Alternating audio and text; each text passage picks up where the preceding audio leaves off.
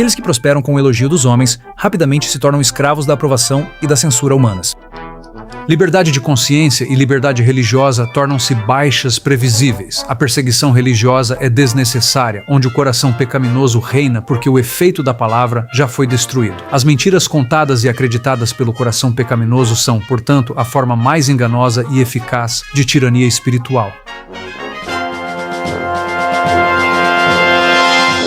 O Messias, previsto por mais de 1000 anos nas escrituras do Antigo Testamento, foi a figura mais aguardada na história judaica. A esperança de cada menina judia era que ela se tornasse a mãe do prometido libertador. A esperança dos meninos judeus era que pudessem lutar ao lado desse poderoso guerreiro. A esperança dos rabinos, escribas e sacerdotes era que eles pudessem ter a honra de serem identificados com este Salvador da nação.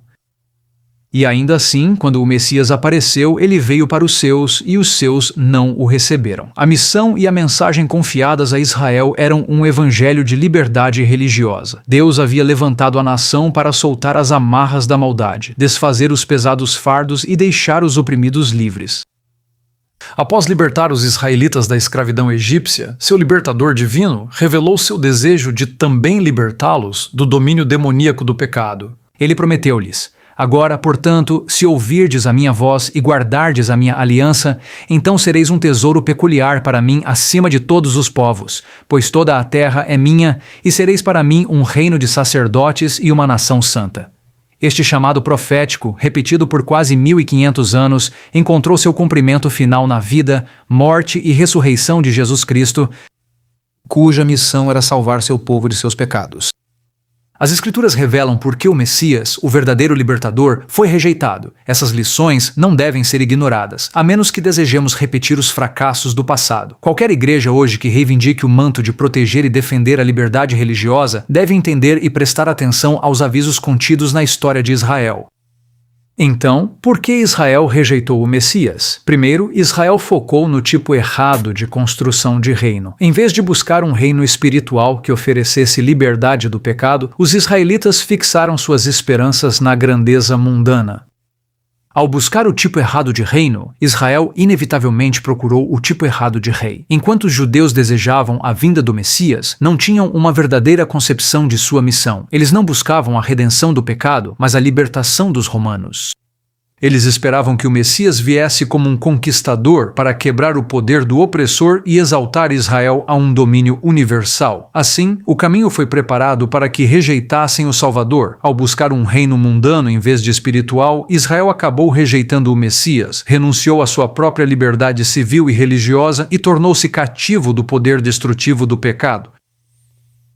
Segundo, a rejeição do Messias resultou da aceitação de costumes e ideias pagãs nos métodos de adoração e educação de Israel. O livro O Desejado de Todas as Nações nos diz: após o retorno da Babilônia, muita atenção foi dada à instrução religiosa. Por todo o país, sinagogas foram erguidas onde a lei era exposta pelos sacerdotes e escribas, e escolas foram estabelecidas, que juntamente com as artes e ciências, professavam ensinar os princípios da retidão. Mas essas agências se corromperam. Durante o cativeiro, muitos do povo haviam adotado ideias e costumes pagãos, e estes foram introduzidos em seu serviço religioso. Em muitas coisas, eles se conformaram às práticas dos idólatras. Enquanto a nação judaica lutava ferozmente contra os exércitos romanos que ocupavam sua terra, ela sucumbia facilmente aos estilos de adoração mundanos e filosofias que controlavam a mente.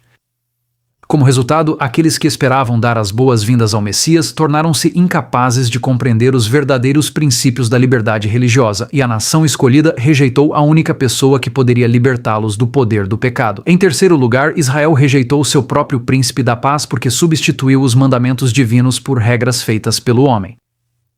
Jesus deixou isso claro quando disse aos líderes religiosos: por que vocês também transgridem o mandamento de Deus por causa da sua tradição, mas em vão me adoram, ensinando como doutrinas os mandamentos dos homens? Eles confiavam nos sacrifícios e ordenanças em si mesmos, em vez de descansar naquele para quem eles apontavam. Para suprir o lugar do que haviam perdido, os sacerdotes e rabinos multiplicaram exigências próprias, e quanto mais rígidos se tornavam, menos o amor de Deus era manifestado. Eles mediam sua santidade pela quantidade de suas cerimônias, enquanto seus corações estavam cheios de orgulho e hipocrisia. Liberdade de consciência e liberdade religiosa estão enraizadas na palavra de Deus. Obscurecer essa palavra com tradição humana, políticas, declarações oficiais, manuais ou guias e a liberdade que surge da Bíblia inevitavelmente desaparece. Obfusque essa palavra por tempo suficiente e a palavra viva de Deus torna-se obsoleta, irreconhecível e indesejável. Em quarto lugar, a política e a corrupção dentro do sacerdócio corroeram a vida espiritual da nação e prepararam o caminho para a rejeição do Messias. No tempo de Cristo, os romanos reivindicavam o direito de nomear e remover o sumo sacerdote, e o cargo era frequentemente assegurado por fraude, suborno e até assassinato. Assim, o sacerdócio tornou-se cada vez mais corrupto. No entanto, os sacerdotes ainda possuíam grande poder e o empregavam para fins egoístas e mercenários. O povo estava sujeito às suas exigências impiedosas e também era fortemente taxado pelos romanos. Esse estado de coisas causou descontentamento generalizado. As revoltas populares eram frequentes. A ganância e a violência, a desconfiança e a apatia espiritual estavam corroendo o coração da nação. A Bíblia nos diz que, por pior que fosse essa situação, mesmo entre os principais governantes, muitos creram nele, mas por causa dos fariseus não o confessaram para não serem expulsos da sinagoga, pois amavam mais o louvor dos homens do que o louvor de Deus. Aqueles que buscam a aprovação dos outros são facilmente manipulados e aqueles que prosperam com o louvor dos homens rapidamente se tornam escravos da aprovação e censura humanas. Liberdade de consciência e liberdade religiosa tornam-se vítimas previsíveis neste jogo de busca por aprovação humana e política. Finalmente, o orgulho obscureceu a interpretação da profecia e impediu a nação de reconhecer o perigo de sua verdadeira condição espiritual. Eles tinham estudado as profecias, mas sem discernimento espiritual. Assim, ignoraram as escrituras que apontam para a humilhação do primeiro advento de Cristo e interpretaram mal aquelas que falam da glória do seu segundo advento. O orgulho obscureceu sua visão. Eles interpretaram a profecia de acordo com seus desejos egoístas. Pregadores e professores populares focaram em previsões de bênçãos nacionais, sucesso e vitória. Ao mesmo tempo, as vozes daqueles que recordavam as repetidas mensagens de repreensão e advertência do profeta eram ridicularizadas, ignoradas e silenciadas. As terríveis consequências desse orgulho nacional equivocado foram reveladas pelas palavras do Messias ao deixar o templo pela última vez. Ó Jerusalém, Jerusalém, que matas os profetas e apedrejas os que te são enviados, quantas vezes quis eu ajuntar os teus filhos, como a galinha ajunta os seus pintinhos debaixo das asas, e não quiseste. Eis que a vossa casa vos é deixada deserta. Uma casa deserta não pode permanecer assim por muito tempo. Apenas horas depois de Jesus ter falado estas palavras, a nação escolheu outro rei. Quando Pilatos lhes perguntou, devo crucificar o vosso rei? Os principais sacerdotes responderam, não temos rei, senão César. Durante os 39 anos restantes de sua existência nacional, Israel colheu o resultado dessa terrível decisão. A nação foi deixada sob o controle dos líderes que havia escolhido. Seus filhos haviam rejeitado a graça de Cristo, que os teria capacitado a subjugar seus impulsos malignos, e agora estes se tornaram os conquistadores. Satanás despertou as paixões mais ferozes e degradadas da alma. Os homens não raciocinavam, estavam além da razão, controlados pelo impulso e pela raiva cega. Eles se tornaram satânicos em sua crueldade. Na família e na nação, entre as classes mais altas e mais baixas, havia suspeita, inveja, ódio, conflito, rebelião, assassinato. Não havia segurança em lugar algum. Amigos e parentes traíam uns aos outros. Pais matavam seus filhos e filhos seus pais. Os governantes do povo não tinham poder para governar a si mesmos. Paixões descontroladas os tornavam tiranos. Os judeus haviam aceitado falso testemunho para condenar o inocente Filho de Deus. Agora, falsas acusações tornavam suas próprias vidas incertas. Por suas ações, há muito tempo vinham dizendo, faze o Santo de Israel cessar de diante de nós. Agora, seu desejo foi concedido.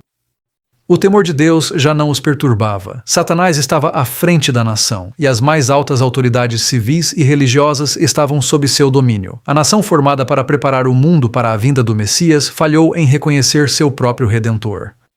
O povo escolhido para defender a liberdade religiosa acabou em correntes. Aqueles criados para serem vasos de luz tornaram-se vassalos de Satanás. Esta história trágica está registrada como um aviso para nós hoje. O Messias está vindo novamente e ele em breve aparecerá nas nuvens de glória. Assim como em sua primeira vinda, ele chamou um povo para preparar o mundo. Agarraremos a mão do poder divino?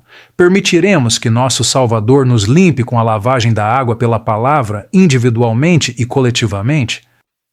Seremos parte da igreja gloriosa do Messias, sem mancha ou ruga ou qualquer coisa semelhante, santa e sem defeito? A decisão é nossa, assim como foi há 2000 anos em uma cidade chamada Jerusalém.